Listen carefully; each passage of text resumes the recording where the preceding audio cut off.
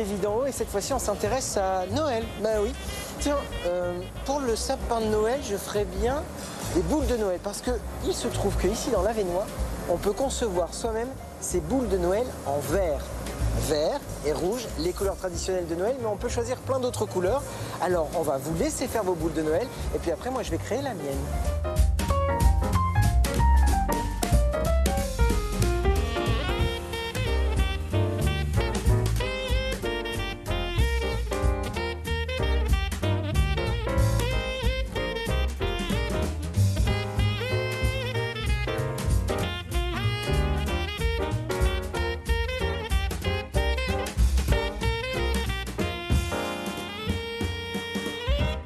J'ai choisi le violet parce que c'est ma couleur préférée, avec des petits flocons blancs pour rappeler la neige. Ce qui me surprend un peu, c'est la façon dont on peut souffler pour arriver, avec rien au départ, arriver à faire quelque chose qui soit à peu près rond.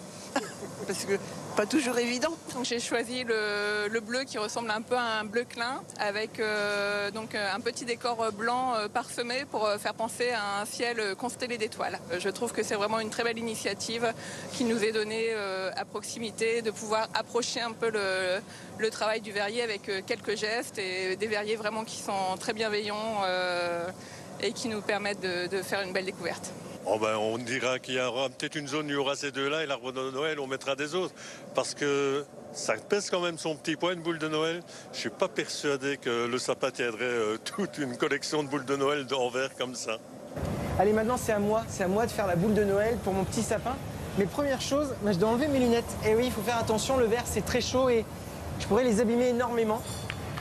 Et pour pouvoir faire ma boule de Noël, je rejoins Jean-Baptiste. Bonjour Jean-Baptiste, ça va bien? Bien et toi? Oui, ça va très très bien. Alors, comment est-ce qu'on commence? On peut, dans les coloris, choisir la poudre.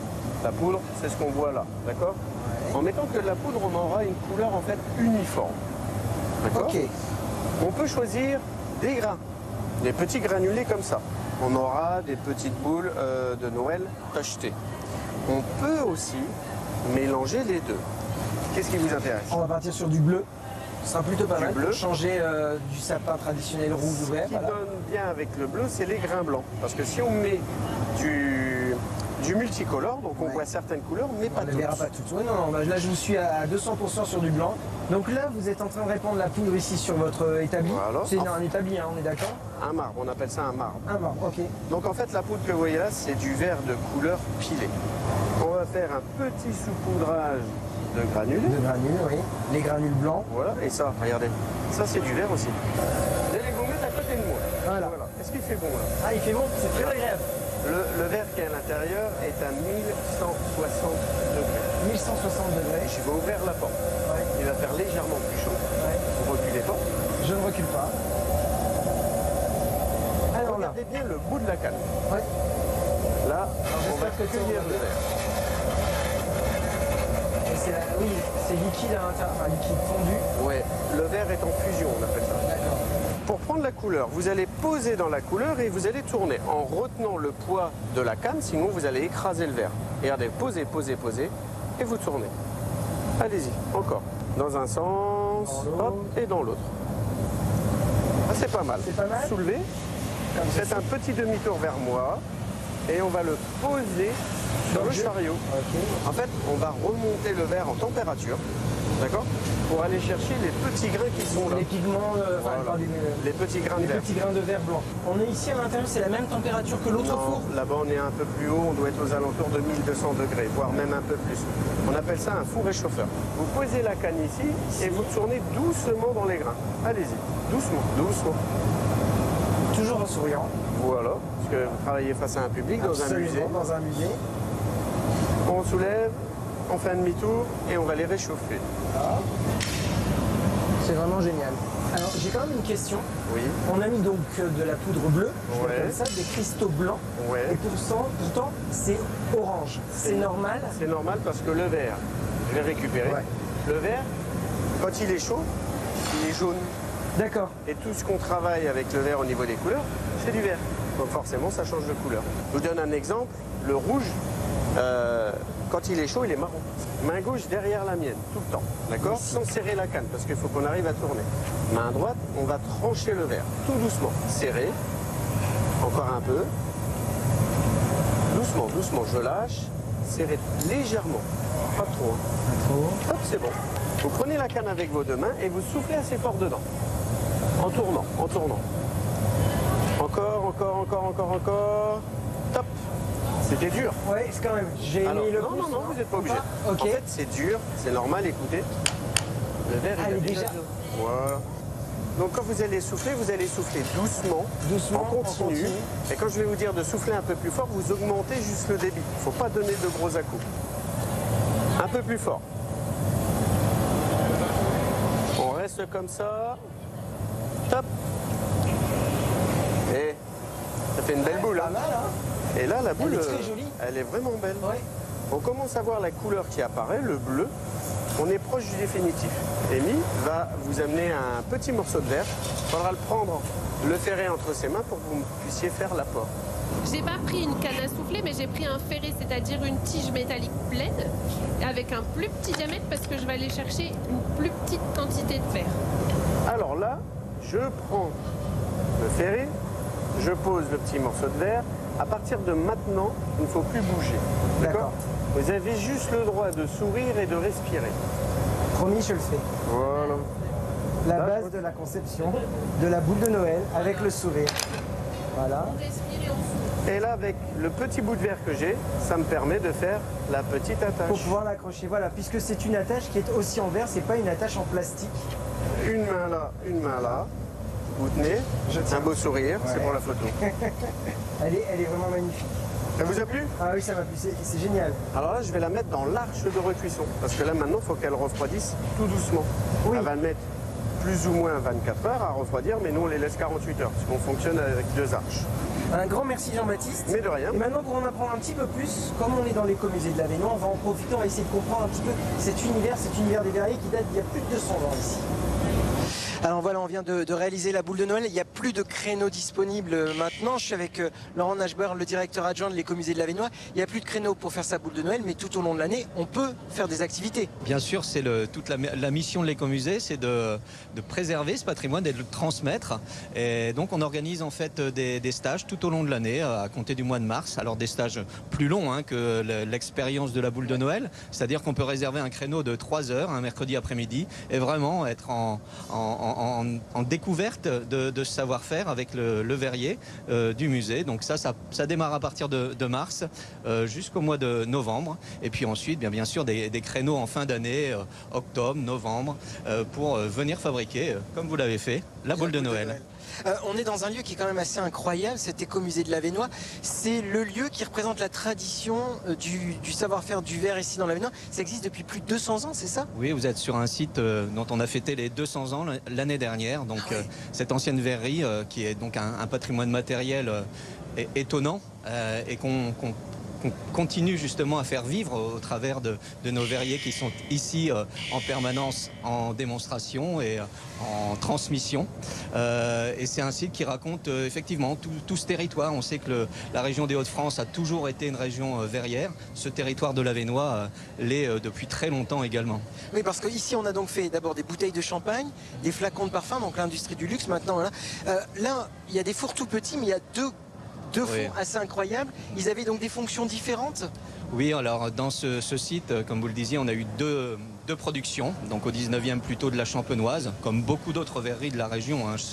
Chaque ville et village de l'Aveynois, ici, Fourmies, Trélongue, Lajon, Anor, avait sa propre verrerie à bouteilles. Et puis au XXe siècle, changement de technique avec un autre four plus moderne et aussi un matériel semi-automatique, parce qu'on a vu ici le travail souffler à la bouche, travailler à la main. Au XXe siècle, on passe d'abord au semi-automatique, puis à l'automatisme. Ça veut dire que comme on est passé à l'automatisme, c'est un savoir-faire que l'écomusée de l'Aveynois tient à conserver, il faut le sauvegarder? Bien sûr, je parlais tout à l'heure de patrimoine matériel, mais le patrimoine immatériel, donc ces gestes verriers, qui sont d'ailleurs entrés au patrimoine mondial de l'UNESCO l'an passé, il faut forcément continuer à les faire vivre, à les transmettre. C'est une de nos missions, effectivement. Vous parliez de le transmettre, donc une de vos missions, ça veut dire qu'ici également, il peut y avoir des apprentis Oui. qui viennent ici travailler Tout à fait, on travaille avec le CERFAV, avec l'école de Moulins aussi, à côté à Yzeure en fait. Et on reçoit des apprentis, des stagiaires tout le long de l'année. C'est ce travail aussi de transmission que nos 2 verriers permanents ont à cœur. Un grand merci Laurent Nachboer. Bon, c'était une petite interview pour dire de patienter, mais je crois qu'en fait ma boule de Noël elle n'est pas encore prête. Je suis certain que je vais la recevoir dans les studios, mais j'ai quand même hâte de voir le résultat final. Mon beau sapin, roi des forêts. Parce que c'est bien joli, j'ai ma petite boule de Noël, enfin je suis en train de l'attendre, mais ce serait bien d'avoir un sapin, en plus un sapin 100% d'Ouésie. On est ici dans la sapinière Vendebise de Xavier Mortreux, et j'ai envie de comprendre un petit peu comment il arrive à faire pousser des sapins ici dans le Nord.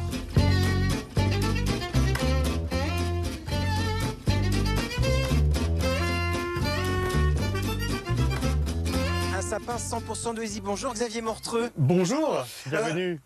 Merci de nous accueillir ici à Vendebise. Quand je dis un sapin 100% d'Ouésie, ce sont des sapins que vous cultivez tout au long de l'année. Oui, je suis pépiniériste à la base, on va dire ça. J'aime m'appeler un petit lutin du Père Noël. Le petit lutin du Père Noël. Comment elle est née cette histoire? Comment est-ce que vous avez eu envie? Tout simplement un voisin qui était pépiniériste pour le coup, mais plus charme, hêtre, bouleau, chêne et sapin de Noël l'hiver. Nous sommes 2 frères, on est producteurs, on est agriculteurs à la base. Et lui, il a arrêté sa production et a dit l'hiver, nous on culture, c'est quand même plus calme. Donc on a dit pourquoi pas commencer à faire du sapin, à reprendre sa suite tout simplement. Là, il y a 2 types de sapins différents, il y a plusieurs espèces. Il y a plusieurs espèces, il y a l'épicéa, le sapin traditionnel qui existe depuis qu'on fait le sapin de Noël. C'est celui qui a la bonne odeur de sapin, par contre son inconvénient c'est qu'il perd ses aiguilles. Sinon il est apparu depuis maintenant une 20aine d'années, le Norman, Abies, c'est un Abies, donc même s'il se dessèche, les aiguilles restent accrochées sur la branche. Donc c'est pour ça que maintenant 95% des personnes, pour leur habitation à l'intérieur, mettent un Norman. En se baladant, on a vraiment l'impression d'être dans une forêt dans le Jura, dans les Alpes. Enfin, moi, ça me rappelle mes vacances en enfance. Les sapins, ils n'ont pas de difficulté à pousser ici dans le Nord? Il n'y a pas de problème avec le climat? Non, ils se plaisent bien, il ne fait pas trop humide. Quoiqu'il y a 2 ans, on a eu les problèmes d'inondation. Il y a un parc des jeunes plants qui a pris un mauvais coup. L'été, ça va, vous voyez, comme cet été, il n'y a plus de façon régulière. Quand on part au sud de la France, on n'a pas à se plaindre. On est quand même une région privilégiée. Là, celui-ci, là, il a quel âge? Celui-là, il y a une 12aine d'années. C'est un épicéa. Si, admettons, je le veux, vous allez pouvoir le couper. Et c'est bon, à 12 ans, il est noëlisable. Il est noëlisable, voilà, exactement. Donc tout en le coupant, je sais que l'année prochaine, je vais en replanter un à sa place, en remplacement. Donc voilà, là, on est... Je veux dire, dans une pépinière écologique avec un cercle vertueux, c'est-à-dire que lui part, un nouveau va prendre sa place. Voilà, c'est ça, tout simplement. Et donc c'est combien de temps pour dire d'avoir un sapin qui soit correct pour chez nous? Il faut une dizaine d'années pour qu'il arrive au-dessus des yeux. Donc les personnes, un sapin de Noël, c'est toujours l'aiguille, toujours la cime toujours au-dessus des yeux. Et donc il faut une dizaine d'années. Une dizaine d'années, donc pour celui-ci. Lui, c'est donc un épicéa, c'est ça? Celui-ci, c'est un épicéa, oui. Ok, d'accord. Bien, alors... On voit que là, c'est la grande période et le grand moment. Et ben justement, on a fait un petit tour, on est allé voir les gens qui sont en train d'acheter leur sapin de Noël, là, maintenant, et puis on va se retrouver pour continuer à parler des sapins de Noël au milieu de la vente, justement. Déjà, c'est des sapins de qualité.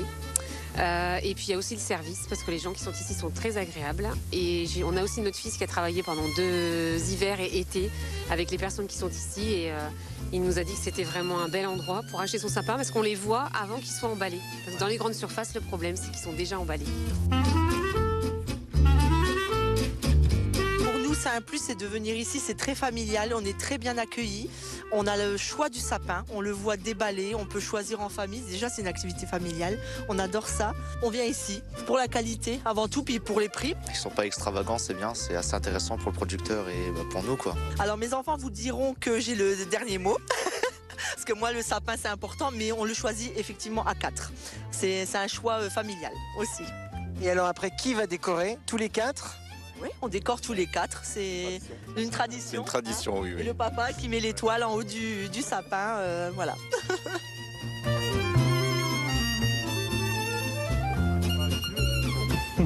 Après, ça ressemble tous. C'est en Norman, hein? C'est Norman, oui. Ce qui est bien, c'est qu'on peut aussi aller choisir directement son sapin dans la pépinière, comme Hector et sa maman Audrey, qui ont choisi un Norman.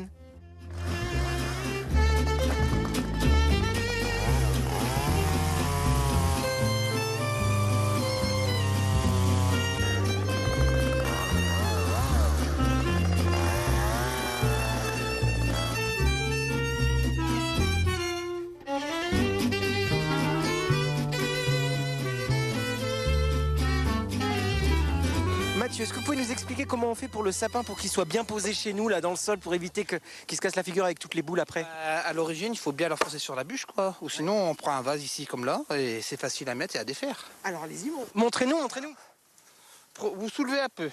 Vous mettez vos doigts juste au bout du sapin, vous poussez un peu avec, et vous le tournez. Et hop, il est défait. Et donc ça, ici, vous en vendez pour nos sapins qu'on achète en même temps? Oui, oui. Il y a beaucoup de personnes qui l'ont déjà acheté, du coup, ils achètent que le sapin, et ça fait des économies. Et est-ce qu'il faut mettre un peu d'eau dans le fond pour le sapin? Oui, comme ici, les sapins y accordent l'écorce, par capillarité, il absorbe. Et donc, ça permet de tenir facilement le sapin. Déjà, un Norman, c'est conçu pour tenir jusqu'à l'épiphanie, mais il a tendance à flétrir. Avec l'eau, il a tendance à rester droit.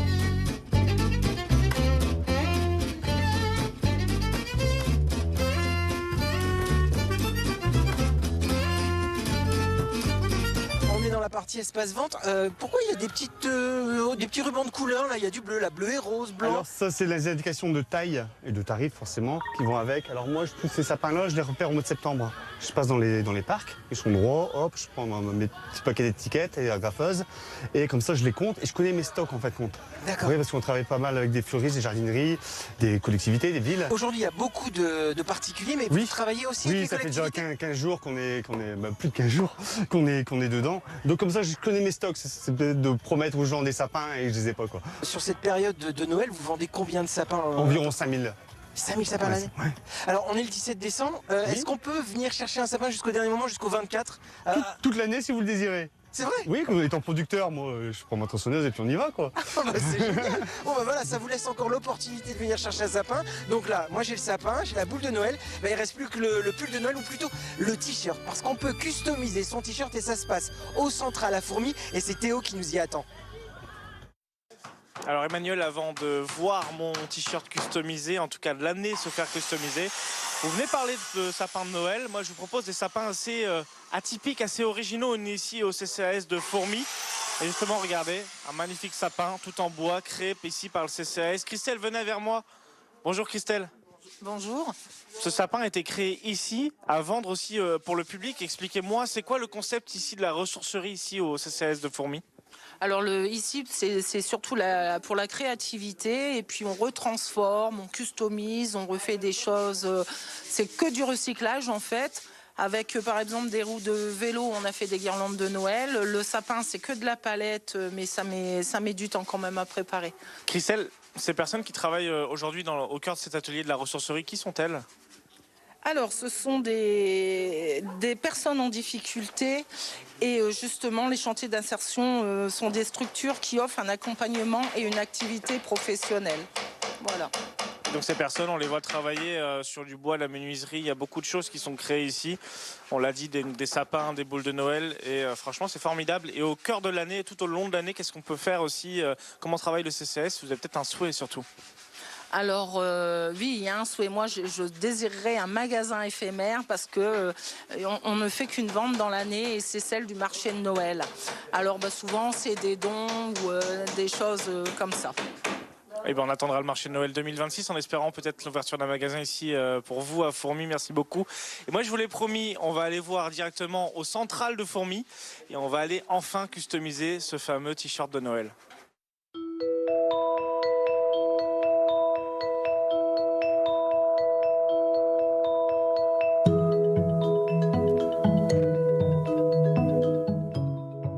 Et ça y est, on y vient à ce fameux t-shirt. Il est tout blanc, il n'a rien du tout, il est complètement vierge.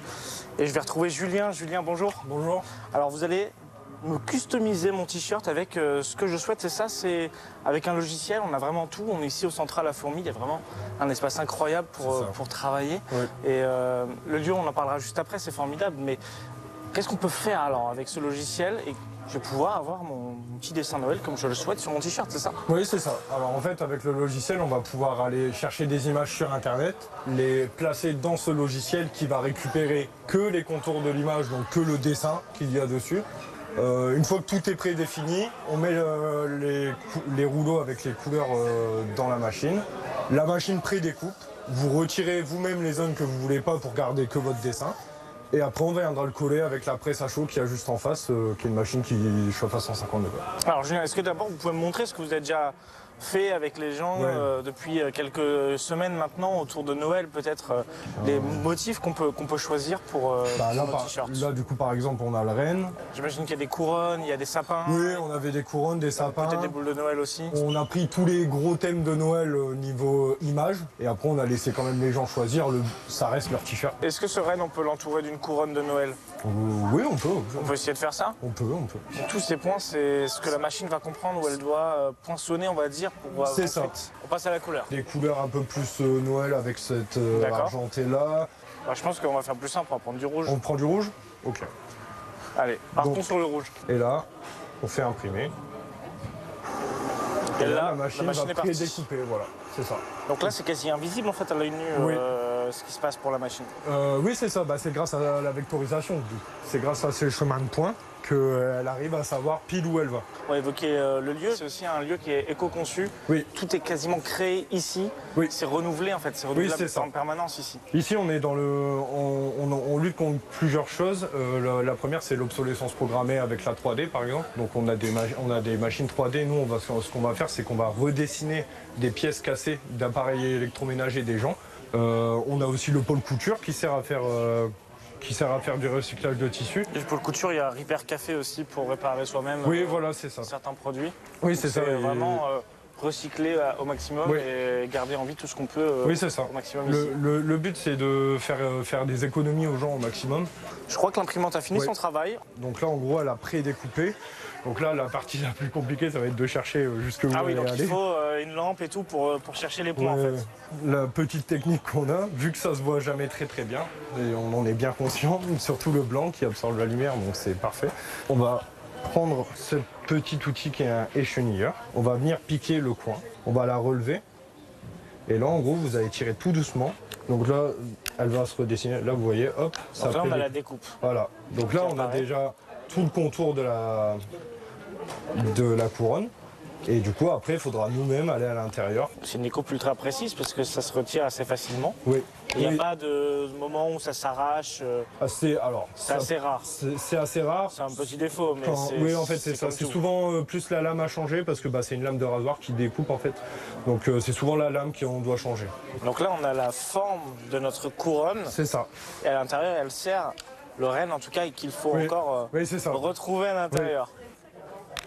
Donc là, on a chopé l'intérieur. Et là, pareil, on tire tout doucement. Et tout va se dessiner au fur et à mesure. Donc là, on voit bien notre renne qui commence à apparaître. C'est ça. Et c'est là qu'on voit que c'est très très précis parce que on voit les boules de Noël. Oui. Alors ici, il en manque peut-être encore un petit peu, mais c'est très très fin ici. Et voilà, donc là, on voit bien notre renne qui apparaît. C'est ça. Et si on le retourne, voilà. le voici. On a le renne, après il y a encore les petits détails dedans, donc après, bien sûr. Il y a les détails. Mais dans l'idée, on a déjà les deux formes. Et du coup, après, là, il n'y a plus qu'à les piocher à l'intérieur, savoir ce qu'on retire, ce qu'on garde. D'accord. Combien de t-shirts vous produisez? C'est la première fois que cette opération est créée pour Noël? Non. Chaque année, il y a une opération par rapport à Noël. Alors après, nous, on varie selon les machines aussi. Donc là, par exemple, aujourd'hui, c'est du flocage. Mercredi prochain, on fait des ornements de sapin en 3D. Donc là, on va pas du tout être sur du flocage. Ce sera beaucoup plus long. Il y aura plus de processus créatifs. En tout cas, Emmanuel, je promets, je m'applique autant que vous avec votre boule de Noël. Là, je suis sur les boules de Noël, justement. Je crois que la vôtre va bientôt arriver d'ailleurs, on me dit. Voilà. Et donc ça y est Emmanuel, j'ai fini mon dessin. Là il est complètement prêt. Je crois qu'on va l'amener... Comment on appelle cette machine? Alors, une presse à chaud. Pour les gens, c'est un énorme fer à repasser. Ça fonctionne de la même manière. Donc on a disposé le t-shirt de cette manière. C'est ça. Donc, il faut aussi être disposé le dessin par ici. D'accord. Donc là, moi je vais le placer là. Donc après, c'est vous qui définissez. Moi, ça me va très bien. Si ça vous va. On n'oublie pas de mettre le petit papier cuisson. Donc c'est surtout pour éviter que le plastique fonde sur le t-shirt parce que la matière va forcément fondre, mais elle est faite pour ça. Donc là, on met le petit papier cuisson. On remet la presse au-dessus. Quand elle est à 150, on viendra presser sur le t-shirt 10 secondes. On pourra laisser refroidir, tirer tout doucement le plastique, repasser un coup 5 secondes et après ce sera fini. Il sera fini. Donc on tient quand même le t-shirt. Puis on va tirer tout doucement. Et vous voyez, tout reste collé au t-shirt. Donc c'est que la machine a bien fait son travail. Parfait. Hop, il est prêt. Super.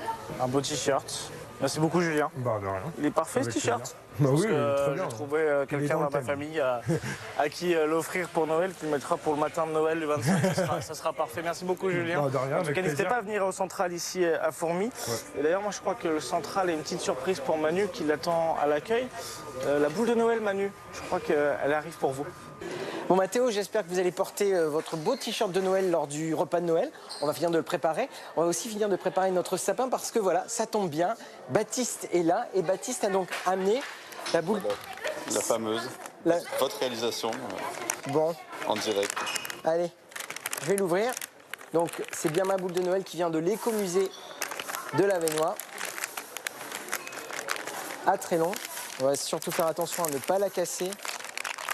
Merci Baptiste. Alors attention. La voici. On vous souhaite de très belles fêtes de fin d'année sur BFM Grand Lille et Grand Littoral. Merci Baptiste. Merci Emmanuel, à bientôt. À bientôt.